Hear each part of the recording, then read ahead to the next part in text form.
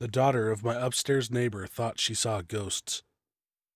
I was living in Gantville, New Jersey, one of those undistinguished enclaves scattered along the Raritan Valley line, and on a good day it took 45 minutes to get into New York. Eric and I had lived together our freshman year of college, and I'd thought myself lucky to stay with him again. He'd been a cheerful and considerate roommate, pursuing a joint degree in history and Russian. The subsequent 3 years, marked by relentless disappointments and all the fun things that accompany chronic unemployment, had rendered him depressed and sullen. Eric worked the night shift at the Washington, a grimy pub in Gantville, and we could go for days without speaking to each other. It pained me to see my first college friend so dull and taciturn, but otherwise I couldn't really complain. The apartment was cheap, in a quiet neighborhood with the train station a mere 5 minutes away. I heard Cassie before I officially met her. The walls of the apartment complex were thin, and noise carried alarmingly well. One night, I was about to drop off to sleep when I heard a little girl's voice in my ear. "Go away. I don't want you here. You're all bloody. Go away." I jerked awake and sat up in bed, my heart pounding. The proximity of the voice, which sounded as though its speaker had been lying next to me, coupled with its rising note of childish fear, had banished all hope of sleep. "Make her leave me alone! Mommy!" As the girl's shrieks became more and more frantic, I jumped out of bed and cast around desperately for the light. I couldn't pinpoint exactly where the noise was coming from, and it made the situation even worse. Just as my fingers found the switch and light flooded the room, I heard trudging footfalls above my head, and the girl's cries broke off into whimpers. Then came a woman's voice, tired and raspy, yet tender as well. "It's just a nightmare again, sweetheart. Settle down and I'll get you a glass of water. There you go. Hush now. Just a nightmare." I'd had them as a child, as had my sister, but as I turned off the light and tried in vain to fall back asleep, I found myself obscurely troubled. The girl's pleas had sounded as though she had been wide awake, terrified of something very real, but at least now she sounded calm, murmuring to her mother while the woman hummed her a tuneless lullaby. The last thing I heard before sleep finally overcame me was the girl's voice again, not scared but insistent. "I wasn't asleep, Mom. She was real." It was a couple of weeks before I heard the girl again, middle of the night of course, and I had a major presentation the next day. When she started yelling, I put the pillow over my head and silently begged her mother to come to the rescue. But then she screamed something that had me sitting upright in bed once again, panting with alarm. "Michael Galloway!" That's my name. I performed poorly in work the next day, my head clouded with tiredness and apprehension. How did this kid know my name? Her mother must have told her for some reason. But no, it wasn't even listed on the apartment directory. Did Eric tell her? He didn't even talk to me, let alone some single mother and her whiny child. As soon as I got home that day, I marched upstairs to the apartment above mine and knocked. A blonde woman opened the door and squinted at me through the cloud of cigarette smoke. "Do you by any chance have a daughter? A little girl?" The woman's frown deepened, and I silently cursed myself for how creepy that sounded. With my luck, I'd knocked on the wrong door. But then she sighed and half turned, calling over her shoulder, "Cassie!" When the girl appeared next to her mother, I knew that I hadn't made a mistake. For though the child standing before me had the face and build of a typical 7-year-old, her eyes belonged to an ancient woman. They were red-rimmed and bleary, encircled by heavy bags. Her face was pointed towards me, but the eyes were fixed elsewhere, at some realm closed off and inaccessible. She looked as though she hadn't slept in 1,000 years. "It's been bothering you? Her nightmares?" Having momentarily forgotten the woman in front of me, she laid a protective hand on her daughter's shoulder and glared at me. "Just imagine what it's like for me, let alone her. Why don't you get yourself a pair of earplugs or something? She's a good girl and she can't help her nightmares." "They're not nightmares," said Cassie very softly, staring at her shoes. "I understand, ma'am, but last night your daughter said my name out loud. My full name. I was wondering if..." Because he was going to kill you. The ghost, Cassie interrupted. She looked and acted a lot like my sister at that age, if you ignored the eyes. The ghost was in his room. He had a knife and he was walking to your bed, but you were asleep. I was just trying to warn you, she finished, almost sulkily.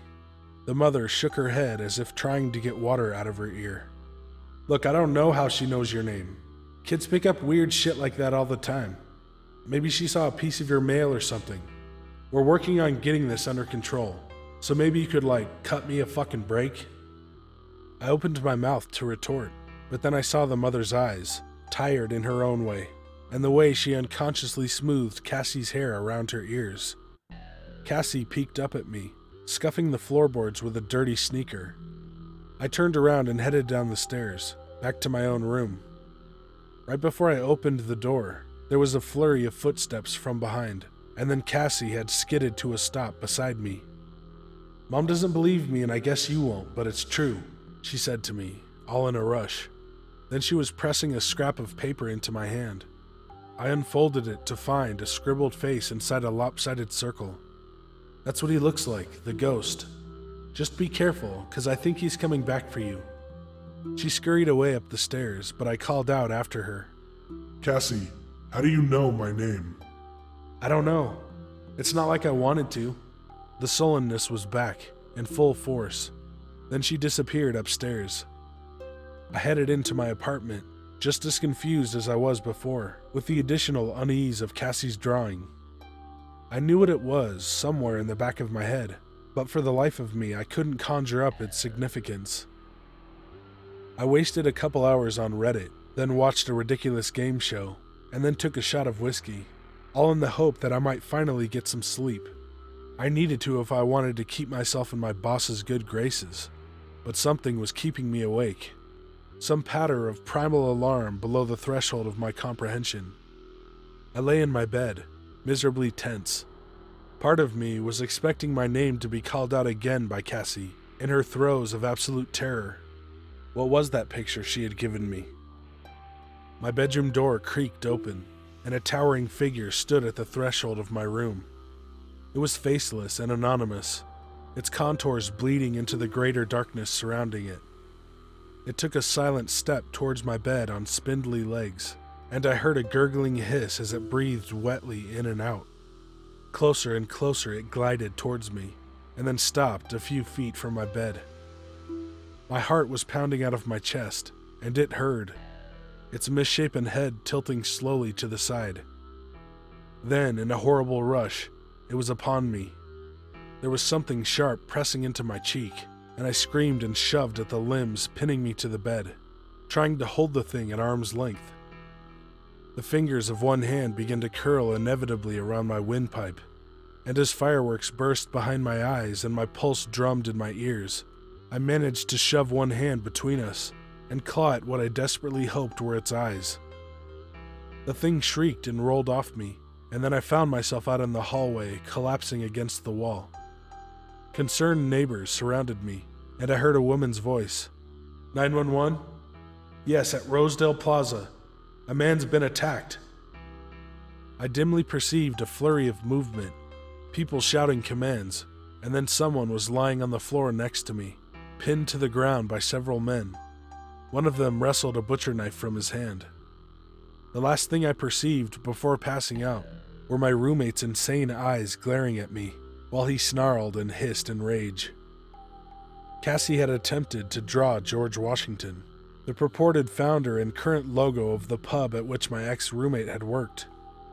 Eric was wearing a shirt emblazoned with the design on the night he attacked me, the same shirt he wore when he stabbed Marcia Rivers, a woman who had been found dead the day after Cassie had seen her, blood-drenched and imploring. I had to get several stitches and my throat was badly bruised. They told me at the hospital that I was lucky to be alive.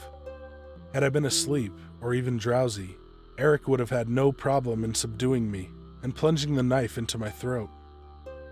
I moved out the next day with very little fanfare. I saw neither Cassie nor her mother, and I was glad of it. What could I say to either of them? The mother was cursed with ignorance, and her daughter with something far worse. Because Cassie is wrong. She doesn't see ghosts. She sees the future.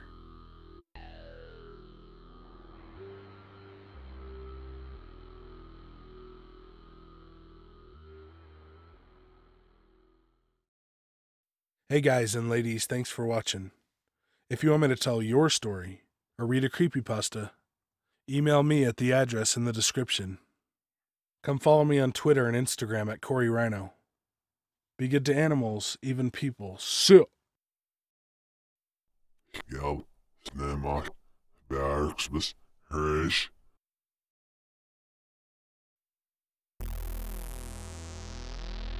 Please silence your cell phones and shut the hell up.